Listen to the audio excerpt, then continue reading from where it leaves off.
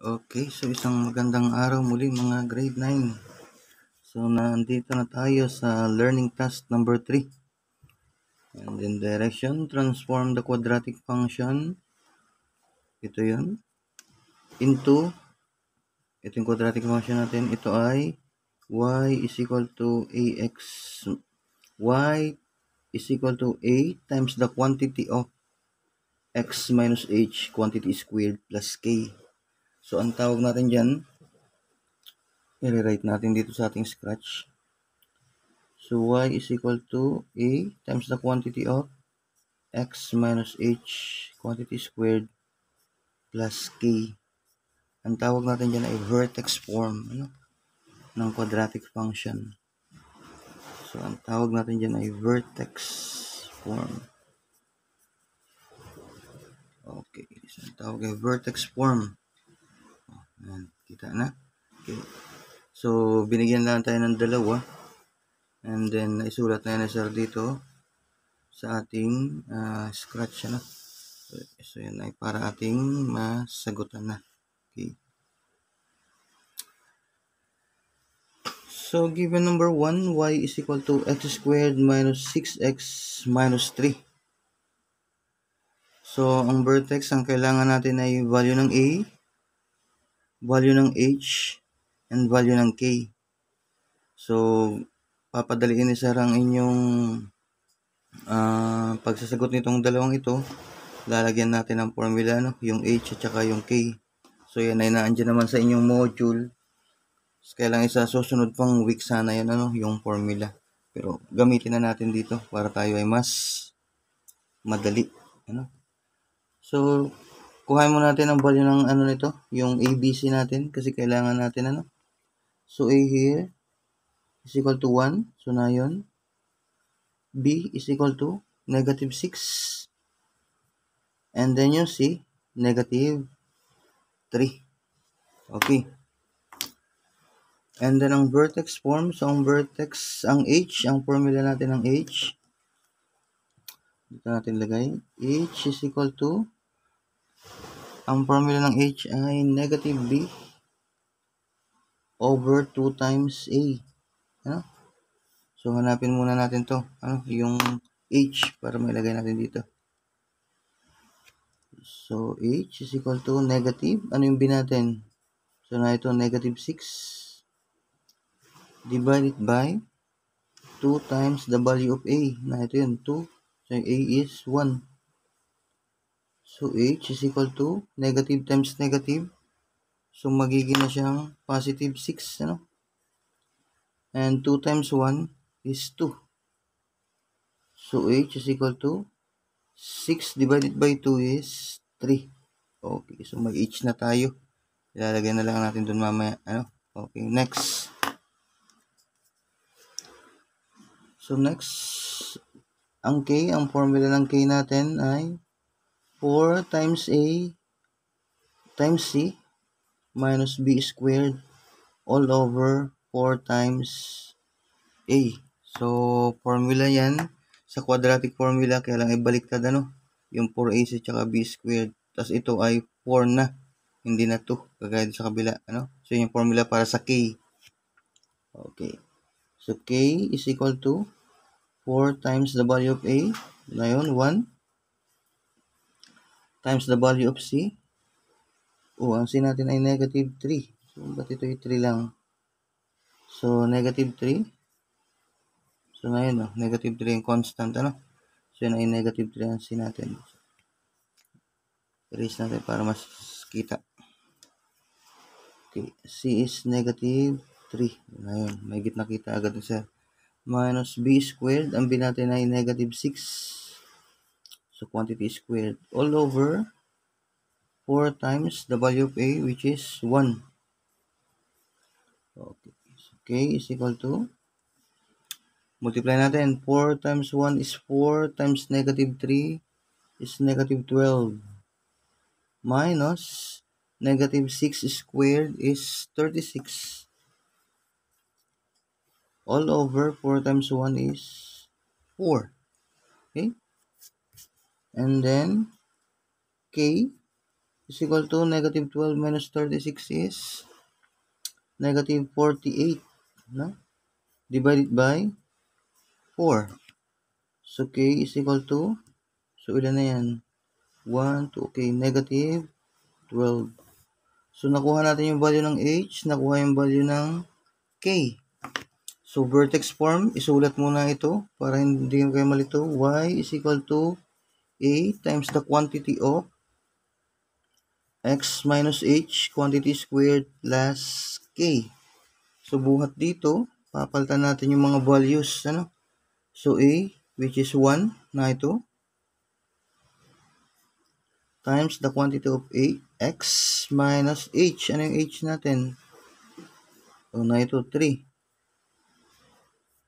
Tapos is quantity squared, na ito yung squared. Huwag kakalimutan kasi tayo quadratic function. Plus k, ano yung k natin? So ang k natin ay negative 12. So lagyan natin ng parenthesis para makuha natin negative 12. So final answer na ba yan? So hindi pa, i-simplify natin y is equal to 1. So kahit maging imaginary na to, hindi ko na ilalagay. So x minus 3 quantity squared na lamang kasi 1 naman yon. And then dito sa k, positive times negative. So negative so minus 12. So ito yung ating vertex form. Okay. May sagot na tayo sa number 1. Next, number 2.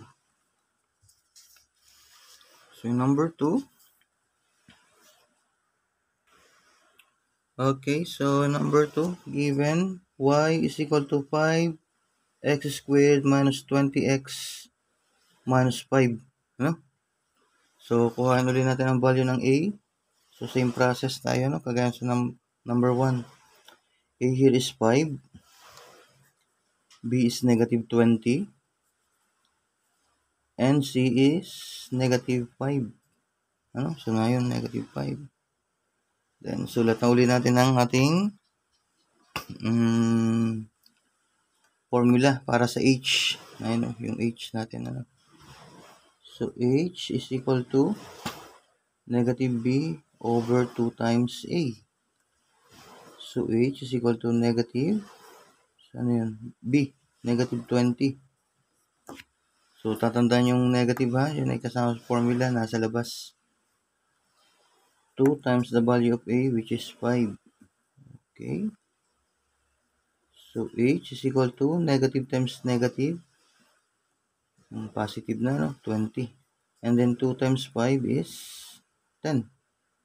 Okay. H is equal to, okay. Wala na sa camera. Pasarap na naman tayo. Okay. So, 20 divided by 10 is how many?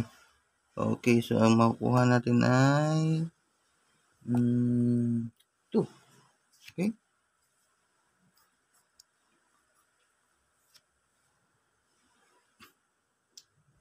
So, k naman. So, kuha natin ang value ng h. So, sa k, formula natin. So, 4 times a times c minus b squared all over 4 times a. So, k is equal to 4. Value ng a. So, na yun, 5. C. So, negative 5. Minus b. Ano yung b natin? Negative 20. So, squared, So, na yung negative b. Negative 20. All over 4 times a. So, a natin ay, again, is 5. Nasa na ito? Okay. So, solve natin. 4 times 5 times negative 5. So, 4 times 5 is 20. So, 5 20 is 100. So, negative, Negative 100 minus. So, 20 squared is 400. So, negative 20 ay quantity squared is 400. Positive. Kaya lang ay may negative tayo dito. So, subtraction. 4 times 5 is 20. Okay. So, k is equal to negative 100. at may utang pa ring 400. So lumaki ano. So negative 500. Divide natin sa 20. Okay? So k is equal to, so tanggalin natin yung tig-isang 0. So 50 divided by 2 is negative 25. Okay? So mayroon na tayong value ng k. Again, isulat natin yung vertex form. Y is equal to A times the quantity of X minus H, quantity squared, plus K. So Y is equal to, yung value ng A natin, so meron ano, yun ay na ito, 5. Times the quantity of X minus H. Ang H natin nakuha ay 2. Ilalagay lang natin 2. Quantity squared, plus K. Ano yung nakuha natin K? So na ito, negative 25. So lagyan ulit natin ng parenthesis 25. Okay. Then simplify. So y is equal to, yung 5 ay ilalagay na natin kasi hindi naman siya 1. Ano? So 5 times the quantity of x minus 2, quantity squared, positive times negative. So yun ay negative na 25. Okay, meron na tayong sagot sa number 2. Vertex form. Okay, so yung mga susunod na video ay i-upload na ulit ni Sir, ano? So para kayo maagap matapos ng mga gawain sa mathematics. Para yung ibang subjects naman ang inyong gawin, ano? Okay, bye-bye.